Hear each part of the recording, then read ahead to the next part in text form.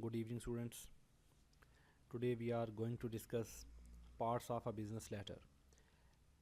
And in this discussion, we shall see that what are the various essential parts of a business letter and what are the different optional parts of a business letter.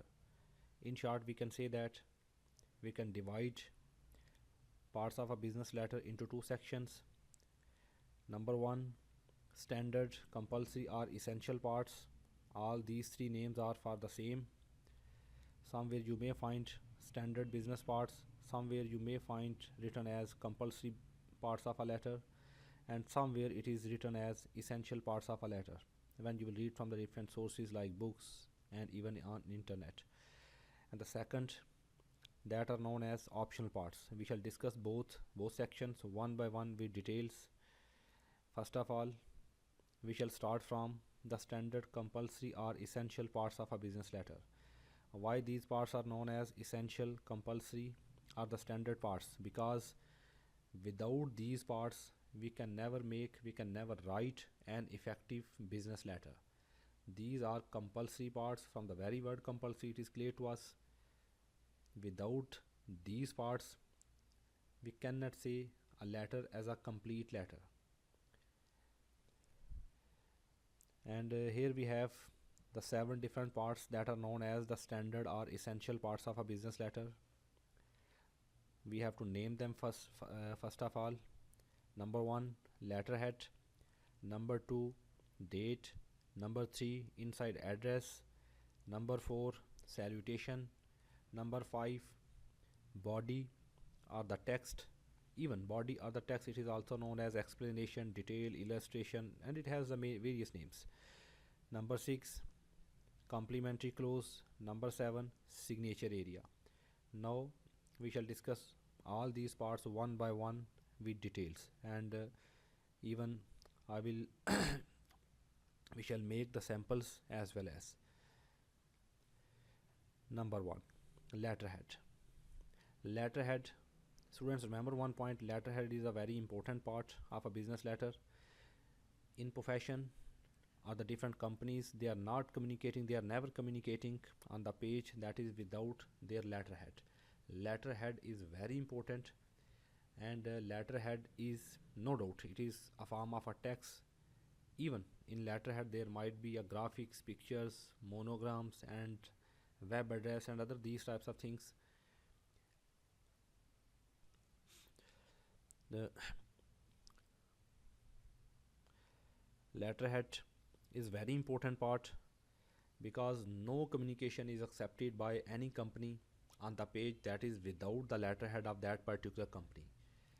इसकी छोटी सी example है कि when you are going to visit a medical specialist, जब आप medical specialist के पास जाते हैं तो वो जिस पेज के ऊपर अपने आपको प्रेस्क्रिप्शन वगैरह लिख के देता है आफ्टर योर एग्जामिनेशन, उस पेज के टॉप के ऊपर उसका नाम, क्लिनिक का नाम, उसकी मींस एजुकेशन, एक्सपीरियंस, सारी डिटेल्स वहाँ पे मौजूद होती है. तो एक्चुअली वो भी उसी पेज के ऊपर आपको प्रेस्क्रिप्शन लिख के देता है जिसके ऊपर उसका एक लेटर हेड प्रिंट होता है. तो same is the case with the companies. Companies भी अपनी कम्युनिकेशन, हर कम्युनिकेशन के लिए specially that is without company, without organisation, जो एक्सटर्नल कम्युनिकेशन है, उसके लिए कंपनीज़ हमेशा लेटर हेड वाला पेज ही यूज़ करते हैं. Actually what is letter head? Letter head page के ऊपर कंपनी की कुछ डिटेल्स होती हैं जो पेज के ऊपर ऑलरेडी प्रिंटेड होती हैं, और बाकी का जो पेज है दैट इज़ ब्लैंक. और वही पेज का जो ब्लैंक सेक्शन होता है वही हम यूज़ करते हैं to write different letters, to write different messages to share within company and mostly with out of company. Now we move ahead. Actually, letterhead. What is letterhead? Why we write letterhead? What we do in letterhead? We write details of the sender's company in letterhead. It means कि जो sender होता है, जो letter या business message भेज रहा है, वो अपनी कंपनी की जो डिटेल्स हैं उसकी वो लेटर हेड के अंदर मौजूद होती है. एक्चुअली जो कम्युनिकेशन के लिए जो पेज हम यूज़ करते हैं, standard page, that is letter size or it is of A4 size, and mostly companies are using A4 size white paper, white page for communication. तो उसी पेज के ऊपर टॉप पे 2 इंच जो स्पेस होती है, टॉप की 2 इंच स्पेस जो है, that is for letter head. तो when you will join companies, you will start your jobs, and daily you will receive different letters, and daily you are supposed to give answer of those letters. तो इसमें कोई परेशान होने की बात नहीं है, क्योंकि लेटर हेड जो है ना, ये ऑलरेडी कंपनीज ने according to their company policy वो ऑलरेडी प्रिंट हुआ होता है, और बाकी का पेज आपके पास जो है वो ब्लैंक होता है, टॉप पे ये ऑलरेडी प्रिंट होता है. Now days, in past, very past, it was suppose to be made by the sender, लेकिन आजकल now days due to the modern development ये ऑलरेडी प्रिंट होता है, पेज के ऊपर ही ऑलरेडी से प्रिंट हुआ होता है. तो इसमें क्या क्या चीज़ें होती है, मेनली कंपनी का जो सेंडर है, जो उसकी कंपनी की डिटेल्स मौजूद होती है, उस डिटेल में उस कंपनी का नाम आ जाता है, उस कंपनी का कॉन्टैक्ट, उस कंपनी का एड्रेस. इसके अलावा भी बहुत सारी चीज़ें होती हैं. It takes 2 inch space at the top of the standard page. Standard page means के standard page for communication, for business communication, जिसमें हम रिटन मैसेज लिखते हैं. तो वो स्टैंडर्ड पेजेस हमारे पास स्टूडेंट्स यही होते हैं, लेटर साइज और A4 size. Letter head may be designed in different colours. ये डिफरेंट कलर्स में हो सकता है, ब्लैक एंड वाइट भी हो सकता है, मल्टी कलर्स में भी हो सकता है. ये कंपनी की पॉलिसी पे डिपेंड करता है कि how they want to design it and how they want to get its print. For further discussion we can say a letterhead. For better discussion of the letterhead can be divided into 2 sections: essential parts of a letterhead, and number 2, optional parts of a letterhead. Students, here you have to make the difference. Essential or optional parts of a letter are different, and essential parts of a letterhead and optional parts of a letterhead both are the different concepts. इनको आपने mix नहीं करना, ये बिल्कुल 2 different ideas हैं. Right, now we shall discuss essential parts of a letter head with details. First of all, number 1, compulsory parts of a letter head. In compulsory parts we have the 3 things, 3 different pieces of information. Number 1, name of the company. Number 2, contact. Number 3, address. Definitely contact of the company and address is address of the company. ये 3 चीज़ें students ये बहुत compulsory हैं, इसके बगैर आपका letter head मुकम्मल नहीं हो सकता. And the next things are optional parts of a letter head. In optional parts we have web address, means आप अपनी कंपनी का वेब एड्रेस लिख सकते हैं वहाँ पे. ईमेल, आप अपनी कंपनी की ईमेल आईडी लिख सकते हैं. नंबर 3, मोटो और स्लोगन. अगर आपकी कंपनी का कोई मोटो, कोई स्लोगन है तो आप वो लिख सकते हैं. फॉर एग्जांपल, अगर आप एमिरेट्स एयरलाइन को देखें तो इन पास it's motto, its slogan was come fly with us. Nowadays it might be changed, लेकिन ये कभी था, अब आई डोंट नो कि अभी ये चेंज हुआ है या नहीं हुआ. बट तो मोटो कंपनीज़ के लिए बड़ा इंपॉर्टेंट होता है. नंबर 4, मोनो आर लोगो. इसमें कंपनी का बैज हो सकता है, कंपनी का कोई मोनोग्राम हो सकता है. जैसे आप एजुकेशन इंस्टीट्यूशंस के मोनोग्राम्स देखते हैं, लोगोस भी देखते हैं डिफरेंट कंपनीज़ के. तो नंबर 5, स्टार्टिंग डेट भी लिखी जा सकती है लेटर हेड के अंदर, सिंस के साथ, एंड इवन विदाउट सिंस भी लिखी जा सकती है. जैसे कंपनीज लिखती हैं since 1957, since 1887, like that. And the last thing is the trademark को पर्टिकुलर कंपनी के लिए, किसी कंपनी का ट्रेडमार्क यूनिक होता है ऑल ओवर द वर्ल्ड. तो ये कोई इमेज हो सकती है, कोई लेटर हो सकता है, कोई वर्ड हो सकता है, कोई पिक्चर हो सकती है, कोई बैज भी हो सकता है, लाइक दैट. तो ये सारी चीज़ें जो है ना ऑप्शनल पार्ट्स में आ जाती हैं.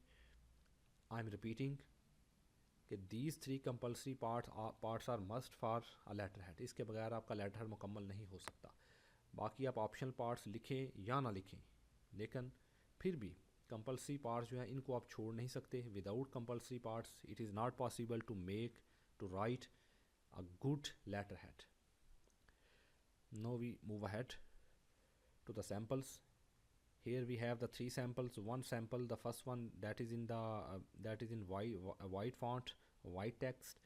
You can see that here I have just provided, I have made this letterhead with 3 compulsory parts only. And in the next sample you can see that here I have made a monogram, whatever it is, but it is just a sample. Further you can Google for further samples. Company name, company contact, company address, and then you can see that company website, company email ID, and even the starting date. And for the place of the parts of a letterhead, there is no standard. It will depend on the designer, it will depend on the person who is approving the design for the letterhead. तो इनको जहाँ मर्जी left right पे आप shuffle कर सकते हैं, but it should be catchy, it should be good in its look and in its appearance.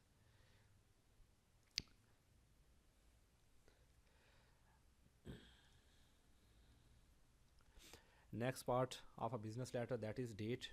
Date is very important for a business letter.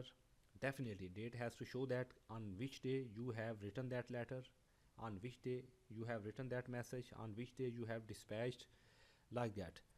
We write date of the day we write a letter. हम उस दिन की date ही लिखते हैं जिस दिन हमने letter लिखा होता है. We write date 2 lines below letter head. This point is very important. जब आपने देखें, जब भी आपने बिजनेस लेटर लिखते हुए मोस्ट ऑफ द पार्ट्स पे, जब you will move from one part two another part, तो दोनों पार्ट्स के दरमियान कम अज़ कम आप एक लाइन ज़रूर छोड़ेंगे, एक लाइन ब्लैंक छोड़ेंगे लाजमी. Here I have mention the 2 lines. According to the rules, you can leave 2 lines, you can leave blank 3 lines, even 4 lines. It will depend up to you and on the page and even on the material that you want to write on the page. But it is better to leave 1 line, at least 1 line you have to leave blank. If you will leave 2 lines blank, it's not a blunder, it is not considered as a mistake, it is fine, it will be fine. और जो letter head है, इसकी जो जगह बनती है, जो place बनती है, this is on the top right side of the page. अभी हम आगे सैम्पल देखेंगे तो वहाँ पे आपको मज़ीद ये क्लियर हो जाएगा कि कहाँ पे हम किस जगह पे डेट को लिख रहे हैं. बट रिमेंबर दिस थिंग कि डेट आप लिखेंगे लेटर हेड के बाद एक लाइन छोड़ के, minimum 1 line you will leave. तो अगर तो आप कंप्यूटर पे टाइप कर रहे हैं तो यू विल प्रेस एंटर की 2 times. That is called double space. वहाँ पे आप डबल स्पेस छोड़ेंगे, यानी कि 2 दफ़ा जब आप एंटर की प्रेस करेंगे MS वर्ड के अंदर टाइप करते हुए, तो आपका जो कर्सर है वो एक लाइन ब्लैंक छोड़ के उससे अगली लाइन पे चला जाता है. When you will press double space, ठीक है, जब 2 times when you will press enter की, तो वहाँ भी वो एक ही लाइन छोड़ेगा. हाँ, आप पे डिपेंड करता है, अगर ज़्यादा करना चाहते हैं तो कोई इशू नहीं इसमें. इसकी प्लेस जो है वो लेटर हेड के बाद एक लाइन छोड़ के टॉप राइट साइड पे पेज की, ठीक है जी. Here we have the different samples, 1 2 3 4 5 samples हैं, but the sample number 2 is the most appropriate, mostly acceptable sample, क्योंकि इसमें डेट और डे या मंथ का कोई कन्फ्यूज नहीं होता, ठीक है जी. इसमें मंथ आपने अगर मंथ का नेम बड़ा है तो आप उसको शॉर्ट फॉर्म में, जैसे मैंने यहाँ पे लिखा OCT लिखा हुआ फॉर अक्टूबर, तो आप इस तरह भी लिख सकते हैं, ठीक है जी. तो बाकी भी फॉर्मेट्स हैं, if you want to follow कोई प्रॉब्लम नहीं है, लेकिन prefer to use sample number 2. Now we move to the next part. Date के बाद जो नेक्स्ट पार्ट है, that is very important. It is inside address. Actually in letterhead we are providing the details of sender's company.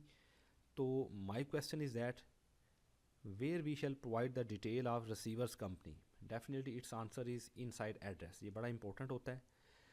तो inside address में ही हमने receiver की company का नाम, उसका कॉन्टैक्ट, उसका address, receiver name, receiver's designation, ये सारी चीज़ें हमने उसी में ही इनसाइड एड्रेस में ही प्रोवाइड करनी होती हैं. We write information of the main receiver of the message in inside address. हम इनसाइड एड्रेस में मेन रिसीवर जो होता है, अपना मेन रिसीवर का डिटेल्स प्रोवाइड करते हैं. मेन रिसीवर इसको इसलिए कहा जा रहा है क्योंकि आपके मैसेज के रिसीवर एक से ज़्यादा भी हो सकते हैं. अगर एक से ज़्यादा भी हो सकते हैं तो फिर उनका नाम यहाँ एक का ही आएगा, वो मेन रिसीवर का. बाकियों के नाम कॉपी नोटेशन में and at the end we can write. वो copy notation that is the optional part, वो आगे हम डिस्कस करेंगे उसको. We write inside address 2 lines below date on the left margin line. हम इनसाइड एड्रेस कहाँ पे लिखते हैं? डेट के बाद फिर से 2 लाइनें छोड़ दें, एक लाइन भी छोड़ दें, कोई प्रॉब्लम नहीं है. तो लेकिन लिखेंगे कहाँ पे? डेट के नीचे एक लाइन छोड़ के लेफ़्ट मार्जिन पे. लेफ़्ट मार्जिन क्या होता है, लाइन क्या होती है, ये अभी मैं आगे आपको सैम्पल बनाते हुए एक्सप्लेन कर दूँगा, वहाँ पे आप देख सकते हैं इसको. तो इनसाइड एड्रेस के भी डिफरेंट 4 पार्ट्स होते हैं जिनको हमने 1 बाय 1 देखना है. ये यूज़ करने हैं हमने. Number 1 courtesy title. अगर मेल है तो उसके लिए मिस्टर होगा, अगर मैरिड फीमेल है तो उसके लिए मिसिज़ होगा, अगर अनमैरिड है तो मिस होगा. अगर वो मैरिड और unmarried we are it's not clear to us, तो हम उसके लिए मिस यूज़ करेंगे MS. इसको एक्सेंट आपने मिस की फॉर्म में करना है, लाइक MIZ. उसके बाद नंबर 2 हम we shall write the name of receiver, rank, post that he और शी इज़ होल्डिंग टाइटल वो लिखेंगे रिसीवर का, number 3 company name of the receiver, number 4 address of the company. ये चारों इन पीसीज ऑफ इंफॉर्मेशन जो है, all these 4 pieces of information will make inside address. तो ये यहाँ पर मैंने एक छोटा सा एक सैम्पल भी ड्रा किया हुआ है, ठीक है जी। Mister A B Smith, director XYZ traders, GT road, Dina, ठीक है जी। तो ये भी एक छोटा सैम्पल है, बाकी आगे भी इसको यूज़ करेंगे सैम्पल को। तो नेक्स्ट पार्ट है हमारा salutation. Salutation no doubt it is also very important. No business message special that is to be shared out of organisation, out of company, that is for external purpose, तो उसमें salutation लाजमी होती है। देखें, जब हम आपस में भी किसी से मिलते हैं तो सबसे पहले हम ग्रीटिंग्स करते हैं, ठीक है। हेलो हाय होने के बाद फिर हम अब अपनी बात करते हैं, ठीक है। उस ग्रीटिंग्स का पर्पस, हेलो हाय के अलावा मेन पर्पस क्या होता है? रिगार्ड देना, रिस्पेक्ट देना किसी को। तो same is the case with the salutation. Salutation भी हम करते हैं किसके लिए? For we offer greetings to the receiver to show regards from the sender. Salutation भी असल में एक तरह का रिगार्ड होता है सेंडर की तरफ से किसको? रिसीवर को। और एक तरह की ग्रीटिंग्स होती हैं सेंडर की तरफ से किसको? रिसीवर को। We write salutation 2 lines below, again हम 2 लाइनें छोड़ के खाली, उसके बाद इनसाइड एड्रेस के नीचे लेफ़्ट मार्जिन लाइन पे ही हम इसको लिखेंगे, ठीक है जी, सैल्यूटेशन को। उसके बाद यहाँ पे एक कंट्रोवर्सी भी है, US standards are different and the UK standards are different.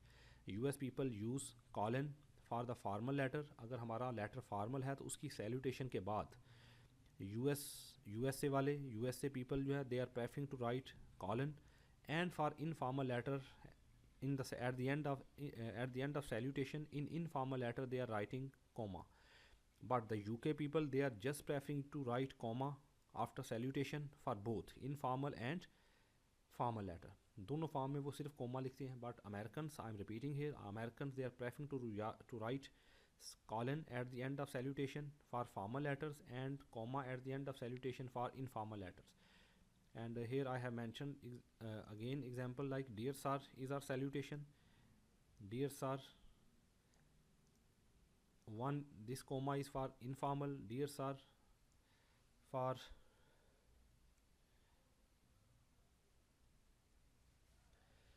dear sir for formal letter, formal salutation, and for UK just to write dear sir with the comma, but no doubt कि we are using the American standards, we can use comma as well as the colon। And even if you will see, if you will read Effective Business Communication by Harta Murphy, she is also preferring to write colon at the end of salutation for the formal letters, and the same we can follow। और अगर कहीं आपको ऐसा ना हो तो आप समझ सकते हैं कि वो लेटर आपको कहाँ से मिल रहा है, किसी ऐसी कंपनी की तरफ से जो ब्रिटिश स्टैंडर्ड फॉलो कर रही है। अगर कोई कॉलन यूज़ कर रहा है तो यहाँ से ये भी आइडिया हो जाएगा आपको कि वो कंपनी अमेरिकन स्टैंडर्ड्स को फॉलो कर रही है, अमेरिकन स्टैंडर्ड्स ऑफ कम्युनिकेशन को। Here are the few examples for formal and the for less formal salutations for man, for women, तो both you can see. Now we move to the next part. Next part is the text. Text is a very important part of a business letter. Text is also known as body, main body, discussion, explanation, illustration, details, and the many names it has. Actually, text is the main thing. Text is the section that is taking our message, that is carrying our message. Text is called core, crux of the message. Even it is called heart of the message. We write text according to one of the following approaches. These approaches are very important. Here we have the two approaches. Number one is direct or deductive approach. Number two is indirect or inductive approach. In direct approach, there are the two further different types of messages. Number one is good news message. And the number two is bad news message. And here you have to remember one thing. Under direct approach, one is good news message, number two direct request message, and under indirect approach there are the two different types of messages. Number one is bad news messages and the number two is persuasive message. Here the yellow colored messages, good news message and the bad news, are the most widely used, most widely written messages in a professional environment। तो इनका जो basic structure है इसको next हम discuss करते हैं इसके बाद, लेकिन उससे पहले इन चीज़ों को देख लें।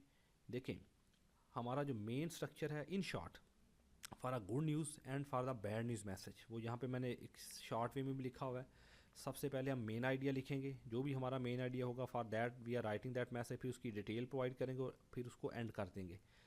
बैड न्यूज़ में सिर्फ देखें हम डिटेल्स पहले आ रही हैं ज़्यादा, ठीक है, मेन आइडिया उसके बाद आ रहा है सेंटर में, और एंड हम उसी तरह कर रहे हैं जैसे हमने गुड न्यूज़ को एंड किया, ठीक है जी। असल में ये एक बेसिक एक सिंपल स्ट्रक्चर मैंने यहाँ पे ड्रा किया for the sake of students, ताकि स्टूडेंट्स को इसकी समझ आ जाए आसानी से। उसके बाद हम आगे मूव करते हैं, अप्रोचेस को वन बाय वन हमने डिटेल से डिस्कस करना है। Then I will discuss the samples.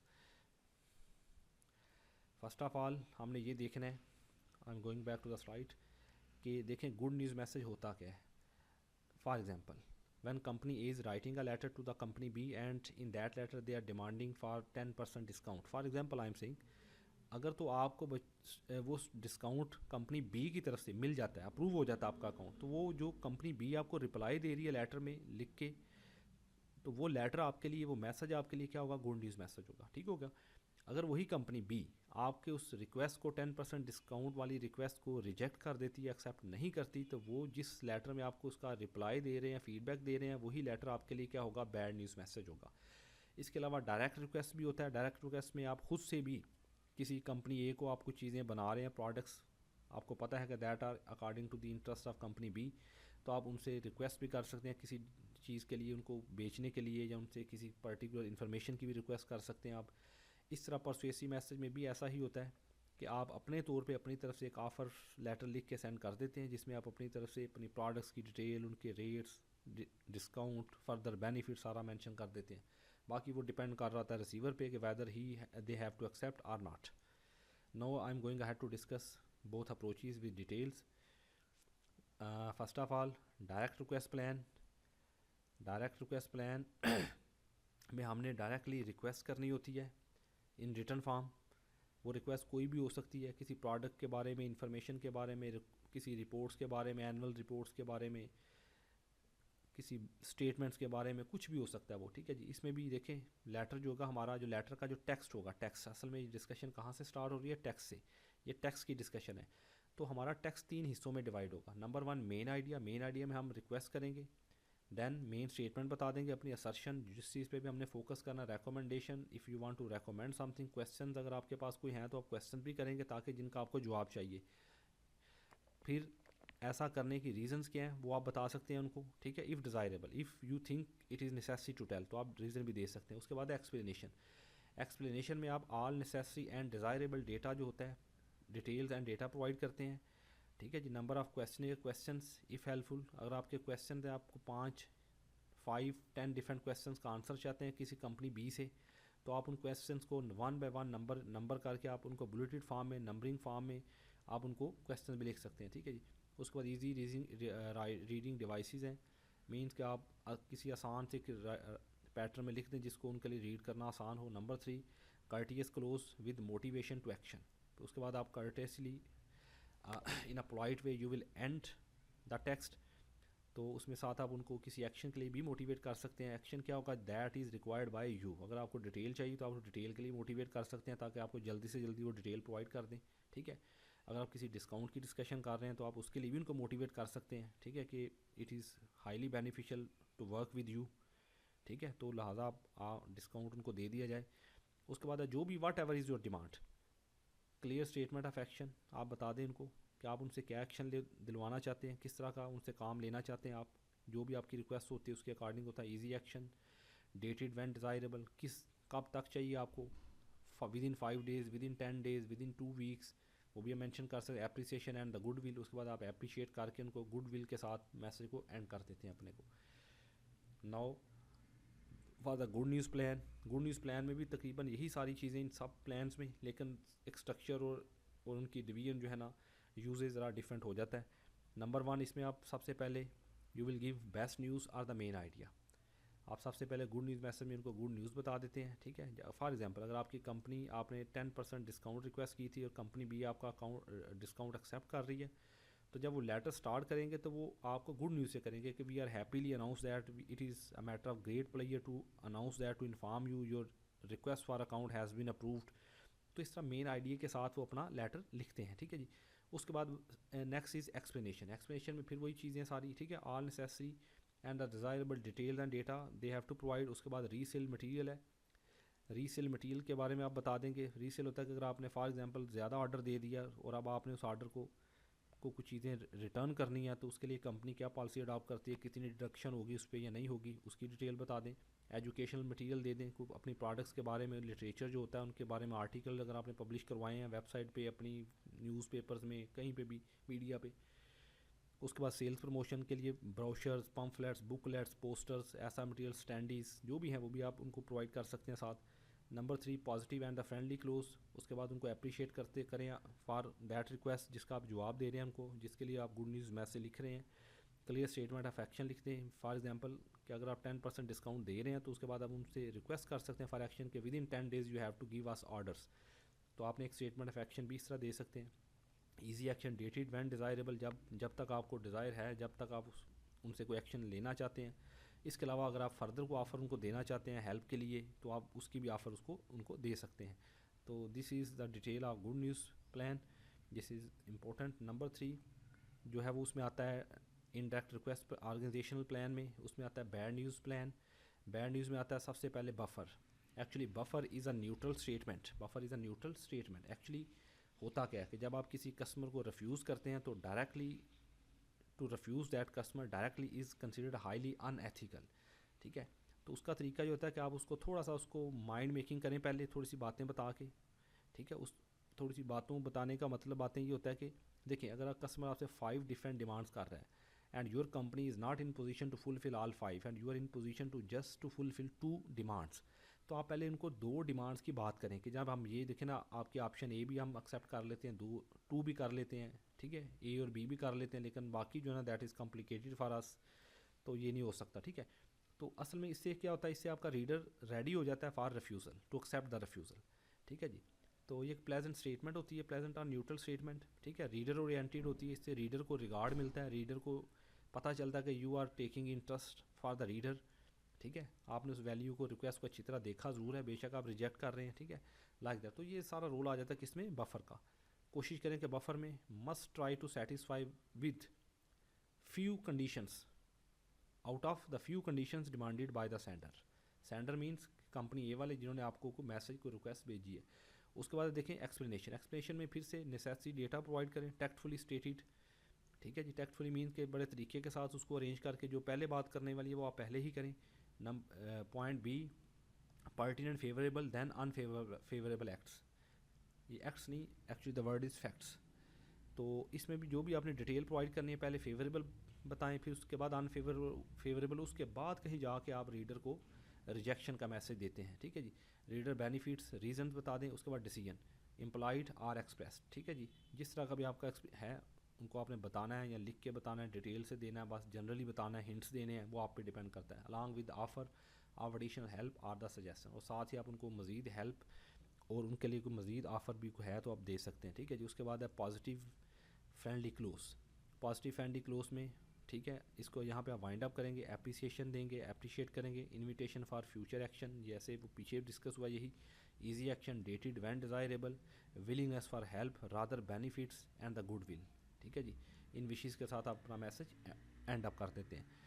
अच्छा जी, इसके बाद इंटरेक्ट रिक्वेस्ट प्लान में आ जाता है persuasive request plan. Actually persuasive request plan जो है ना दैट इज़ फॉलोड बाय एडा मॉडल, एडा AIDA, एडा मॉडल, राइट।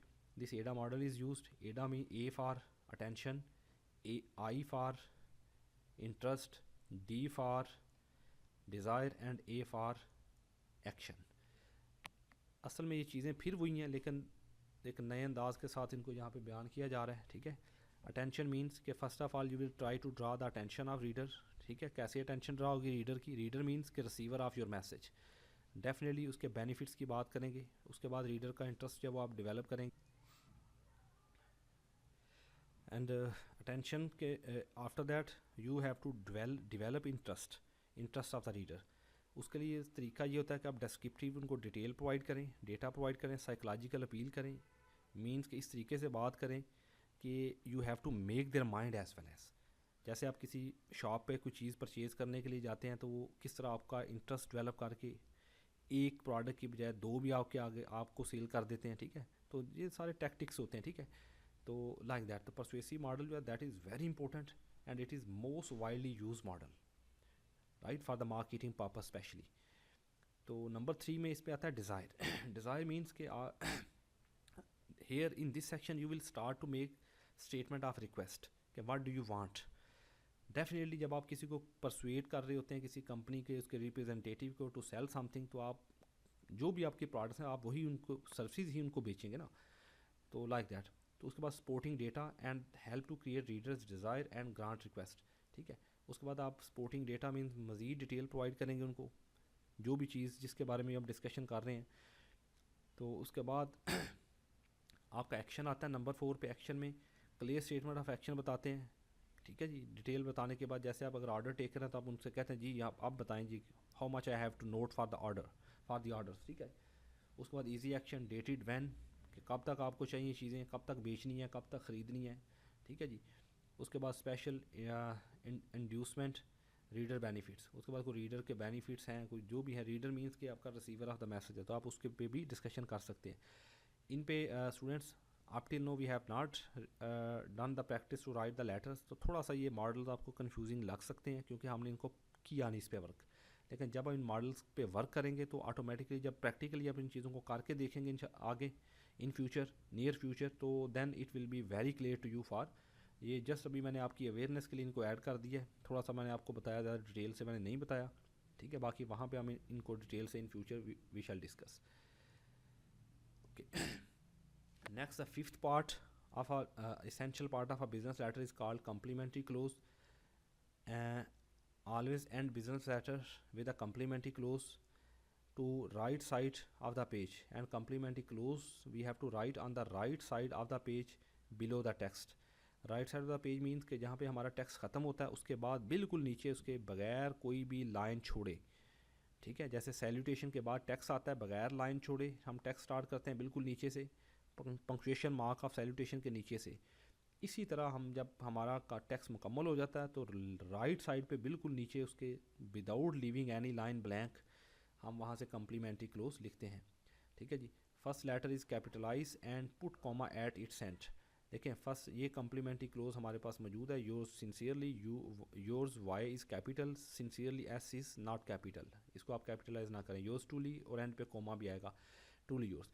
उसके बाद लास्ट सेक्शन है एसेंशियल पार्ट्स में, that is signature area. And signature area complimentary close के बाद बाय लीविंग 2 और द 4 लाइन्स ब्लैंक फॉर सिग्नेचर, 2 या 4 लाइनें आप खाली छोड़ेंगे। Then you will write the name and the rank of the sender. Sender इसके बाद अपना नाम और अपना रैंक लिखेगा बिलो कम्प्लीमेंट्री क्लोज, ठीक है। Close on right side of the page, कहाँ पे, right side of the page पे। ये जो मैंने पोजीशन बताई इन पार्ट्स की स्टूडेंट्स, ये पोजीशन पार्ट्स की ये वही पोजीशन है जो एक स्टैंडर्ड बिजनेस लेटर के फॉर्मेट में होती है। इनको हम चेंज भी कर सकते हैं, वो चेंज कैसे हो सकती है that we shall discuss in the next video. तो यहाँ पर एक सैम्पल भी मैंने ड्रा किया हुआ है, एक्स वाई को नाम है उसका, एक्स वाई या ए बी स्मिथ कह लें, एक्स वाई स्मिथ कह लें, even you can write your own name. M D है, ये मैनेजिंग डायरेक्टर है, वो अपना नाम और ये सारा लिखेगा। तो ये थे हमारे essential parts. And here is a sample, ये सैम्पल अभी सिर्फ आप देख लें। जब हम ऑप्शनल पार्ट्स को डिस्कस करेंगे तो there I will give you brief introduction of the samples, तो फिर अब वहाँ पे इस सैम्पल को भी मैं डिस्कस कर दूँगा। अभी ये चूँकि पार्ट्स को मुकम्मल डिस्कस नहीं किया हमने, इसलिए मैं इस सैम्पल को डिस्कस नहीं कर रहा। तो आप वेट करें तब तक के लिए।